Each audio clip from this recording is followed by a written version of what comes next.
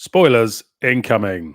Boop, boop, boop. I don't know what that was. There's some sort of alarm. I don't know. You have been warned. You have been warned. If you don't want to hear anything about Dune Part 2, listen to this after you've seen it. Yeah. Although I don't really think this is going to spoil much because I don't intend to tell you the ending. I am. I know you do. Oh. Actually, I've just looked at my notes. I'll tell you a lot about the ending. Anyway, Dune Part 2. Yeah. Picking up. I mean, it picks up literally directly from the end of Part 1. Yeah. That was the first surprise. Yeah. It was quite surprising, but it's also it also as well sets the it doesn't really set the tone for the film, I think, because we get Paul Atreides, played by Timothée Chalamet, yes, and his mother Jessica, portrayed by the brilliant Rebecca Ferguson, or was brilliant in this instance. And when we first see them, it's almost like they're either guests or / captives of the Fremen. Yeah. But that changes very quickly.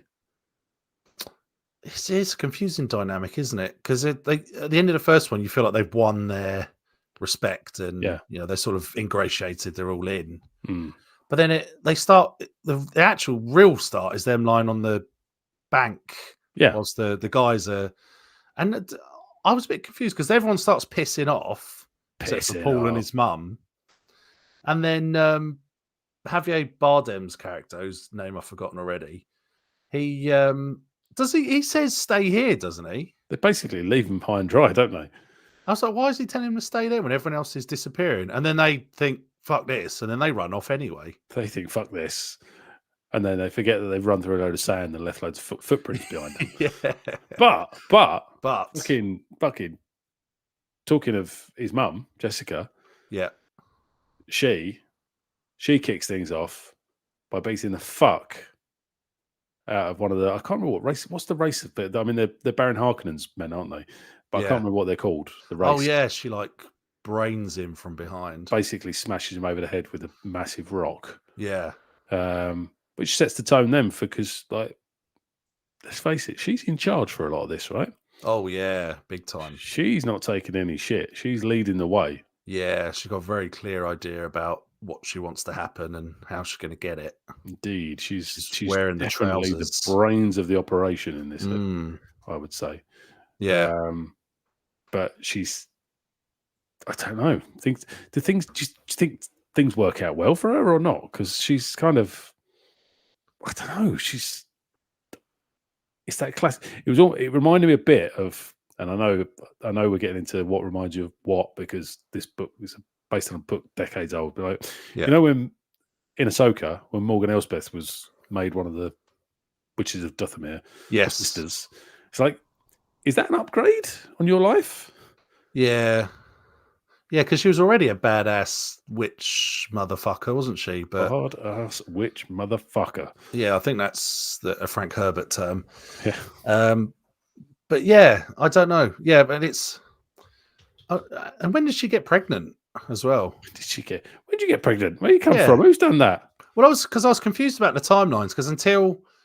I didn't cotton on straight away that body they were carrying around is the guy that Paul knifed to death in the last one. So it was only when I figured that out that I realised this was happening straight away after the first film. Yeah, I thought it was some random corpse they were carrying around for whatever reason. Initially I thought it was his dad. Right. Oh, that they recovered his body. Yeah, because I assumed some time had passed between the films, like months or years even, because I know it's a sprawling epic. Yeah. So it's just weird. Like if it happened straight after, there was no mention of him pregnant in the first one, and all of a sudden she is, and Peters can talk to her. So that was a nice twist. That was an interesting. I mean, it felt at times where the fetus was the one in charge. Yeah, it's like who's the mum here? Yeah, exactly. Was it sometimes where I think it was that thing where lots of pregnant women are like, "Oh, baby says it wants more chocolate biscuits, so I better have some." Yeah. Oh, we've run out. We've run out of things. You must go get them. Yeah, baby says you have to do the hoovering tonight, and I thought maybe it was baby says like you that. must take control of this army. and Yeah, exactly. lead it to overtake the empire. All right, then. Yeah. Okay, I better do Okay. that then. Fair enough. That's what baby Yeah. wants. I mean, it's slightly more difficult than having a few extra slices of toast or something, or a cup of Yeah. tea in bed. But no, it's So, fine. I mean, but these are, small points in a world where giant worms live under the sand and They do. Giant worms do live under the sand, and the worms feature a lot in this film, ooh, and brilliantly, I have to say, most of the time. Most of the time, I'm yeah, going to nitpick slightly though. good. I feel like the trope of that riding the worm thing was maybe overused a little bit, Or it was overdone. Way overdone. and not only that, I'd have had a lot more respect for it if they'd shown us how they actually fucking dismount the thing. Because Yeah. I How'd you can't bring it work to a that. stop? I can't work that out. They're like, whoa, wormy, Yeah, whoa. Get it to pull up outside the palace or yeah. something. I mean, jumping onto it, easy enough. Yeah. Getting off, I'm not sure. It's also really convenient the worms never go under the sand when they've got riders on them.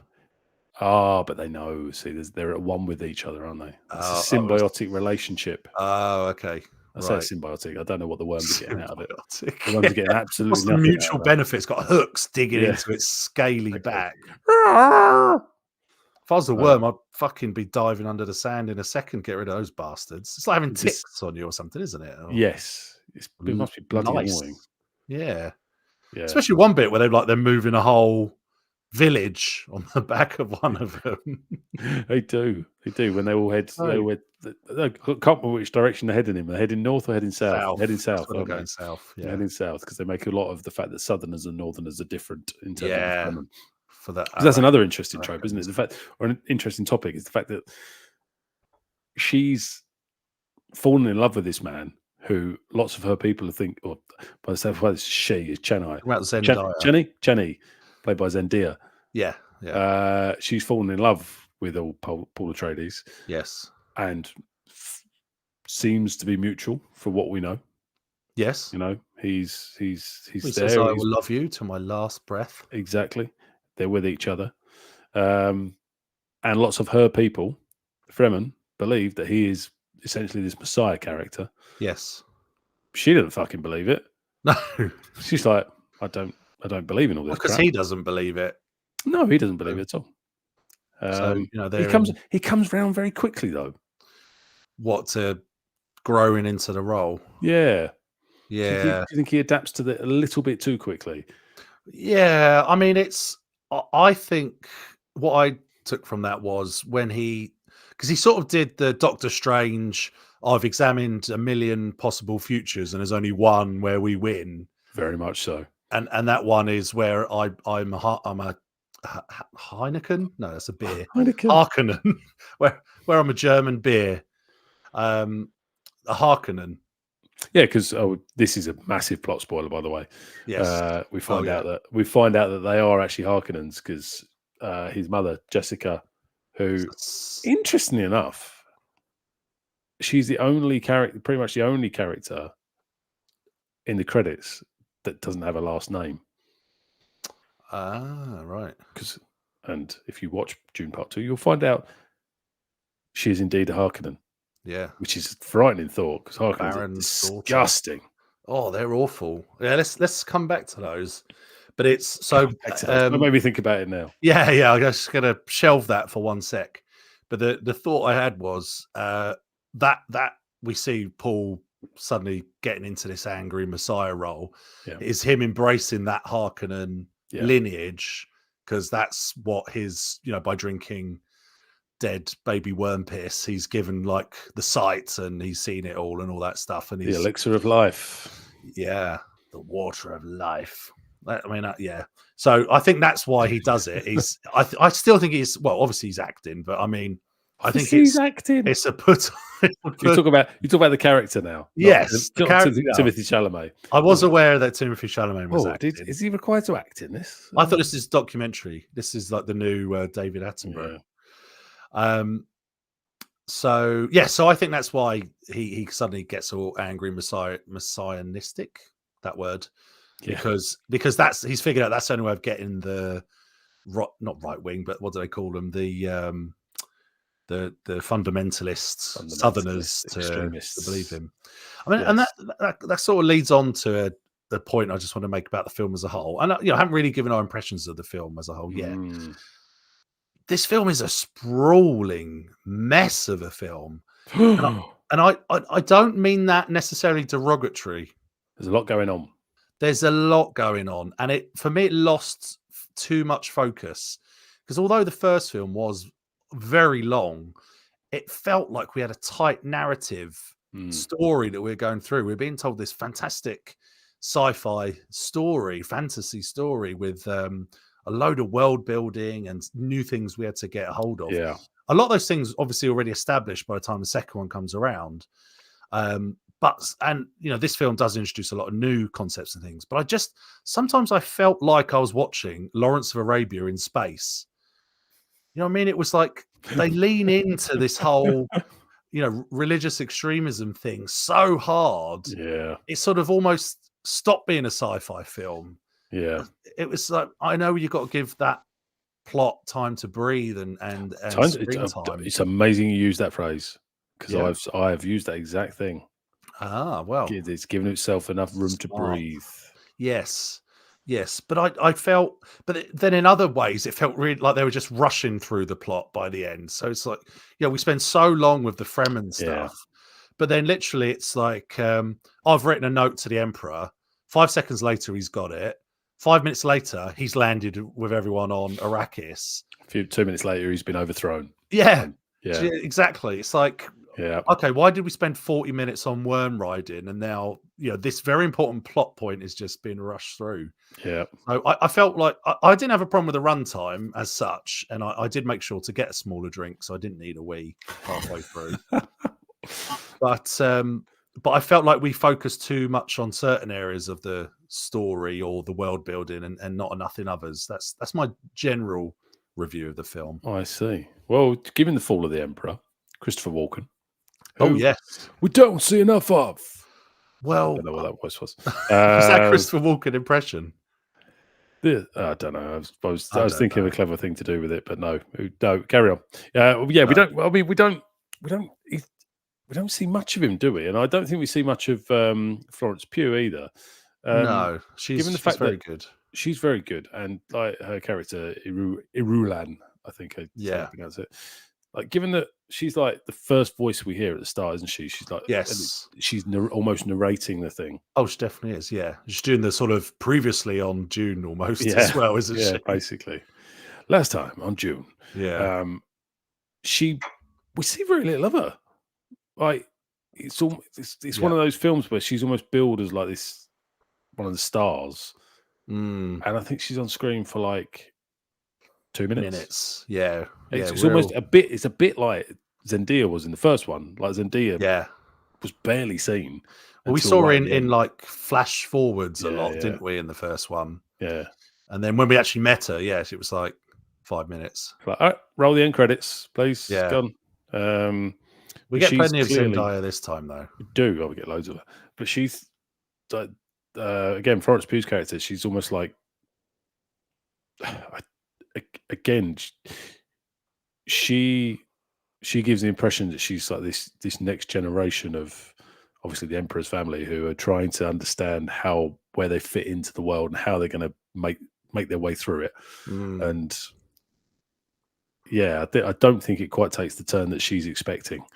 No, and they're yes, and her and the what is the group of witches called? They say it enough times, and I can never remember any of these names. Oh, I mean, they're the Jez and something like that. Yeah, them ones. Sisters of Jesus. Sisters of Jesus. They're not called that. But they Jesuits. No, that's a real one. Yeah, that's a real one. But it doesn't mean they can't use it. No. But they don't like the extremes they go to get things done. Yeah. Like they're sort of pulling the strings behind the scenes all the time, aren't they? Or trying to, at least. Well, yeah. Quite sure which horse is back, so they've hedged their bets a bit, haven't they? And this is probably a good time to bring in I can't remember how to pronounce his name. Fade Routher or something. Router. Yeah. The Batista's little brother. Austin Butler, who is Big shout out to Dave Bautista, brilliant in this as usual. Yeah. But Austin Butler, also excellent. Oh, he's terrifying. He is fucking frightening. Christ. He's vile. He's vile, but Yeah. great. But They are great. awful. Those. I mean, we joke a lot about Vader choking out his officers all the time in Empire Strikes Back, but these guys, they'll slit your throat in a second if you say something you don't like. He's a terrifying universe. Oh my god, terrifying universe. I don't know anyone wants to get a job with any of these people. It's just no. I mean, the whole Harkonnen band of, they're horrible. They're just vile, aren't they? Apparently, that makeup was something for Stellan Skarsgård, who did it brilliantly, as he does most things. Yes, but the makeup apparently was 6 hours to get into it every day, 2 hours to get out of it. 2 hours to get out. Yeah. So if he's doing like, it's not what you want at the end of a long day, is it? No. Imagine like you do like 2 hours of filming and you got a 10-hour day. Yeah. Imagine like getting home from the office takes you 2 hours to take off your like polo shirt and jeans. That's what I wear to the office. 2 hours to peel it off before you can do anything else. I must wash my hair, all the grease. Yes. I don't know. I don't know. Just that's nuts. I hope it's worth it for you, Stellan. I hope it's worth it. Yeah, I mean, he's great in it. But yeah, I mean, the Harkons are awful, but that's what makes them so great. They're so hateable, aren't they? And when he fights Fade Relather in the climax, yes, it's like you say, it's like the setup for that duel is pretty well laid, because obviously they do a very good job of making him seem like he's unbeatable, and he's good at knife fighting as well. He's a formidable opponent, and what a stupid idea this is to do this and all that sort of stuff. And he gets the first shot in, and all that kind of thing. But in the same breath, like, I just don't. The whole thing about Paul Atreides just being able to say, I want to be the Emperor, so I'm just going to fight your best bloke. All right. Is that all right? This like galactic consequence of it's settled by a knife fight. It does seem odd, doesn't it? Well, but even just for the Emperor, like, I mean, how weak is the Emperor? Yeah. How weak a position is he in? Just have to go, oh yeah, all right then. Yeah, that it could just ride on a single challenge. Yeah, exactly. Yeah, I thought that. It's like, but I guess when you're a prisoner, you don't really have too much choice but to agree to these things. I guess they do have the atomic arsenal as well. Yeah, to back it up. Yeah. But it's funny how these, in so many of these films where, the technology is so far beyond anything we've got, it somehow always comes down to some sort of knife fight, doesn't it? Like the most basest of animal urges to kill someone with a knife. Yeah. Nearly all films end up that way somehow. But you said about Dave Bautista being great in this, which he is. But I feel like they do a bit of a character assassination on him, because he's somehow turned his character into like a pussy. Basically. But that's kind of that's always the way, though, isn't it? Like you basically you create one character who's strong and whatever else, and then basically, like, well, what do we need to do? We need to show you the person that he's scared of. Yeah, I know, I get it. Because he's scared. Bad. Yeah, bloody hell, he's scared of him. He must be terrible. Yeah, but it's just like the guy's like half his size, and then he takes him down within a sec. When they have a little scuffle, and he's like, "What are you doing here?" And he's like, "Fucking have some of this, son. Have some of this." You And then he gets absolutely beasted by Gurney, who I was incredibly happy to see return. I have to say. I was kind of craving a familiar face from the first one, from the Atreides. James Brolin. Yes, and he's fantastic. He's so good. But he's become some kind of like freelance spice miner guy. He is. He's a bit like a smuggler, basically. Yeah, pretty much. Yeah. He's basically turned into Han Solo.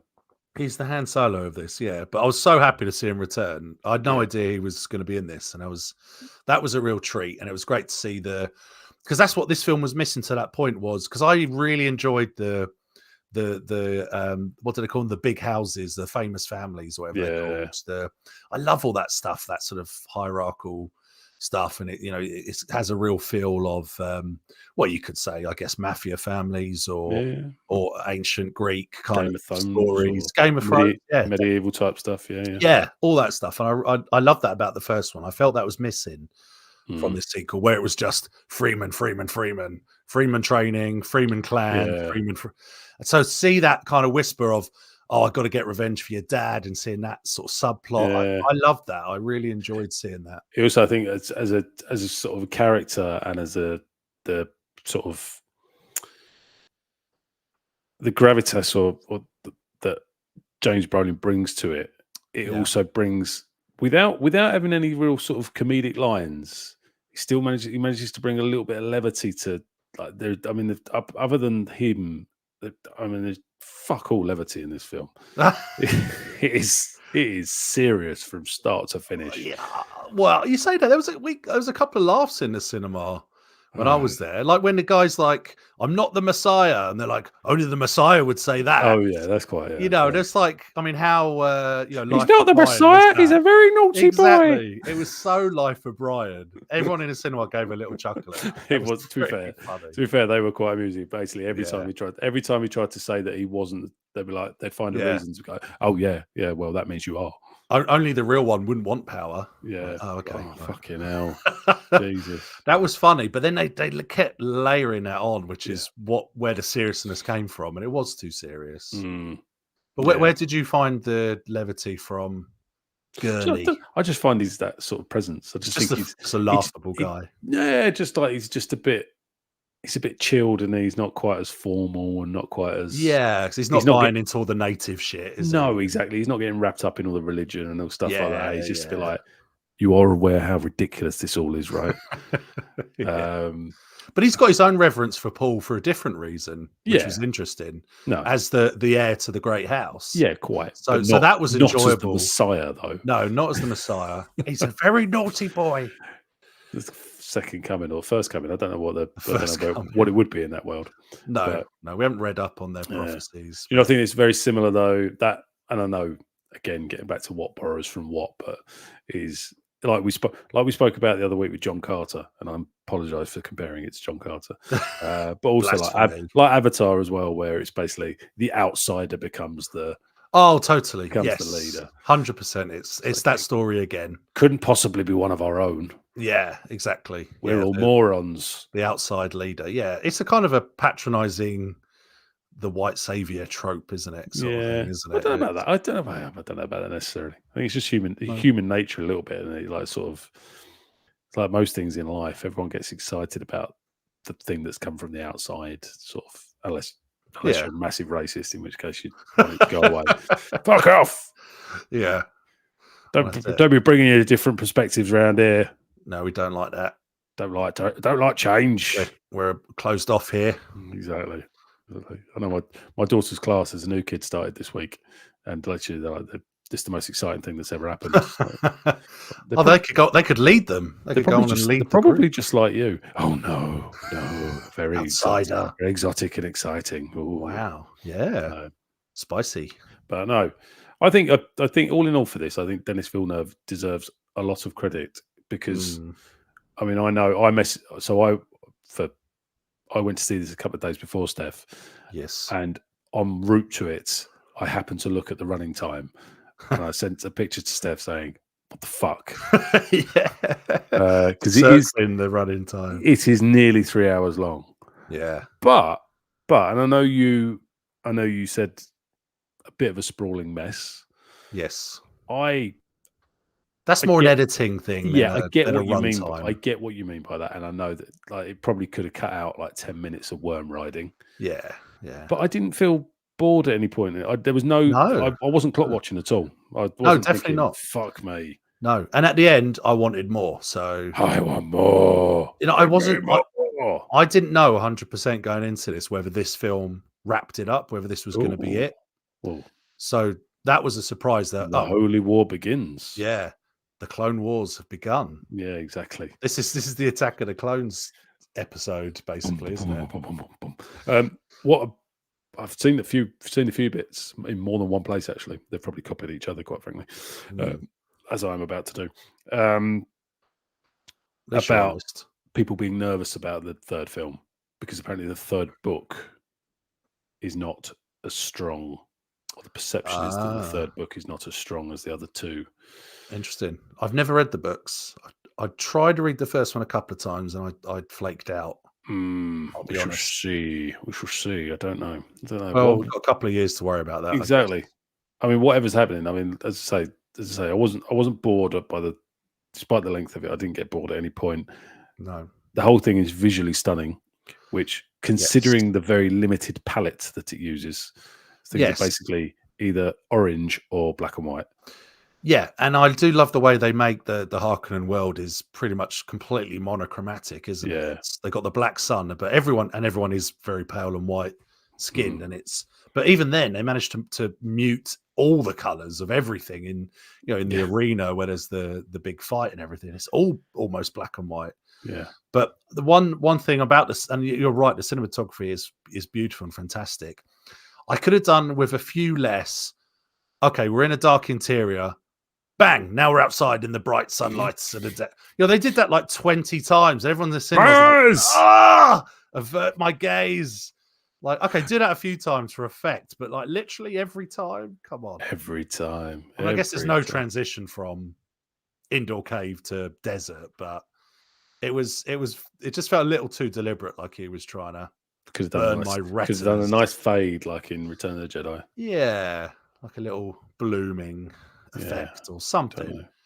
But it's so yeah, could have done a little less squinting, I think. I don't know. I don't know. You didn't mind squinting. I didn't have that problem, but no. I don't know. Maybe I was. Did you have your glasses on? I didn't have my glasses on. No, it's only for very short-sighted that I wear glasses. Oh, okay. Or if I'm reading about a foot from my face. But actually, just sort of on the I do when I'm reading about other subjects as well. Sometimes when I'm reading about hands from my face as well. Feet from my face. Any other limbs near your face that you need to know about? No, maybe not. I'm reading about the scale from my face. Really sounds riveting. Great. Yeah, do tell me more. But on the cinema experiences, as I said earlier, I went to the showcase, but they had it on two different screens. I deliberately went to what they call their X Plus screen, which is their biggest screen with the Dolby Atmos setup. Now the screen it's not a patch on an IMAX. It's 7.1. Oh, well, I don't actually know No, I think there's at least two subwoofers in there. I don't know. What does that mean? I don't know what you mean. All I see is it comes up on the screen saying Dolby 7.1. I don't know what any of that means. I just assume it's good. Otherwise, why would they say about it? What does it mean? Tell me. Well, the point, the number after the decimal point is the number of subwoofers. So 0.1 means it's one subwoofer. Oh, and 7 speakers. I've been had. Yeah. So normally the 7 will be, you'll have a front left, a central, a front right, 2 mids, and 2 or 3 behind, depending on if it's obviously it's like 6.1 or 7.1. 1, 2, 3, 4, 5, 6, 7. Yeah. But I would have thought cinema. I mean, but anyway, I'll go back to the point I was going to make. Rather we get back to my sad TV knowledge podcast running on the side. This week, subwoofers. It's not a patch on an IMAX screen in terms of size, but it's big. It's a big screen. They're big enough, aren't they? Yeah. It's big enough. So I didn't want to sit on their little pokey small screen because this is a big film. This is a wide, enormous film that needs to be enjoyed on a gigantic screen, and that was great. But even more impressive, as you mentioned, audio was the sound. The sound was mint. Big shout to Hans Zimmer as well. Yeah, excellent work. Effects, the music. Oh man! Yeah. And every time we heard the voice, was like, all around me was noise and scary. Noise everywhere from the 2 speakers in front, the 3 to the side, the 4 behind me, and the 1 subwoofer. At the end, I actually looked around, and there were speakers pretty much along the length of the cinema screen. There was loads of speakers. There must be loads of speakers. It must be like 14.3 or something. Yeah, exactly. It probably is. Look it up. But Atmos is the Dolby sound technology where they have like speaker ceilings, or at least speakers that fire sound upwards, so the sound reflects and approaches you from above. Wow. So it's more of an enveloping soundscape, and I think this is the best experience I've had in the cinema of sound, because even like the end credits, the sound was just amazing. I It was was so everywhere. impressed. Yeah, all the explosions and the noises, and I mean the soundtrack, sort of very much in a the Vangelis soundtrack for Blade Runner, where it's not always traditional music. There's lots of weird shit going on. I don't know how you describe it. We know I'm not good at describing music. We'll leave it at that. We'll leave it at that. Weird shit going on. Was there a Gallic poem? No, don't, please. No. Okay. Please. Carry on. Best of. Yeah, just, I mean, that was it. Just basically, I was incredibly impressed with the sound in this movie. I'm so glad I saw it in that X Plus screen. And anyone that hasn't seen it, even though if you haven't, you've had the whole film spoiled. Sort your life out. Yeah, but see it in a cinema that's going to do it justice. Very good. Agreed. Well, that's a nice way to wrap it up. I think. All I will say is one little additional thing is the box office. We spoke about it last week. It's carried on in the same vein. Excellent. Like I said, $190 million budget. It's currently around about $380 million. Nice box office after a couple of weeks. 2 weekends. 2 weeks, yeah. Which one thing? I said we were going to wrap it up, but I lied. You liar. I lied. When I think about this film, I'm quite surprised at what a hit it maybe is, because this is out and out sci-fi. Yeah, and there's not a lot of cross appeal. I don't think there's no superheroes. Well, not your classic superheroes, at least. No. There's nothing to appeal to children, and it has zero sex appeal. Like, there is nothing sexy. There's no boobs anywhere. Well, the most of it is utterly revolting, quite frankly. Yeah, disgusting bits. There's nothing does anything like that. So sort of, there's no one running around in lycra or whatever else stuff like that. It is a dirty, horrible world, and it doesn't do anything to pretend that it's not. No. So why do you think it's done as well as it has? So it's just on the strength of the first one, you think? Marketing. Well, it's also got some big names in it for the youth. For the youth, Timothée Chalamet and Zendaya. Yes, yeah, and I guess they've had big films since the first one, haven't they? So they've built their profiles up even more. So they're probably even bigger draws now than they were at the Spider-Man. Spider-Man and Wonka fans going to see this. Exactly. What the fuck? What is Wonka up to? Yeah, exactly. Getting it on with Spider-Man's girlfriend. Yeah. Bastard. Yeah, quite. Actual real life girlfriend. Tom Holland. Oh, is it? Yeah. Did you not know that? No, I did not. Who is also, give you 2 guesses which football team Tom Holland supports.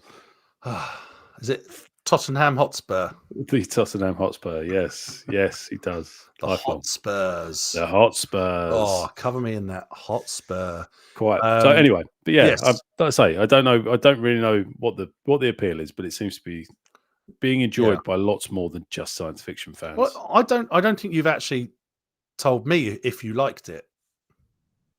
I was hoping we wouldn't get to that. No, I did. I did like it. No, I did. I said it was 3 hours long and it didn't drag. Okay. I didn't find myself clock watching. That's not unanimous praise, but it's not unanimous praise. I did enjoy it. I did enjoy it. I did. Really did. I enjoyed it, and as you say, I really enjoyed the soundtrack. I have since on a run to it. Been listening to Hans Zimmer, just rediscovering some Hans Zimmer. Nice. Hans Zimmer's essential works. I've been listening to Ennio Morricone stuff lately, actually. Rediscovering some of his great soundtrack stuff. Oh, lovely stuff. I love some of those songs. So good. Lovely voice. Lovely. I mean, he doesn't sing in them, but yes. No.